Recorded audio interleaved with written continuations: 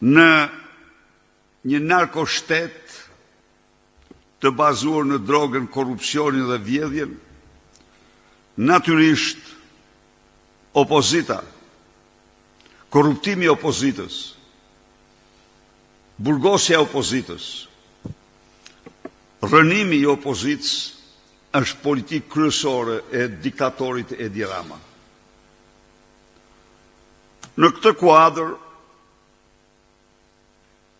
gjinën dhe individ që shiten dhe blihen, si pas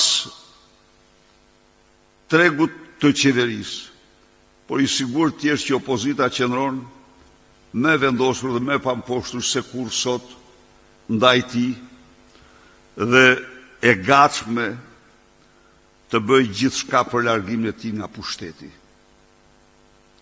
Kjo pa asnjë dyshim. Por një njeri që bazon qeverisjen në akte të tilla tregon se sa primitiv është si njeri.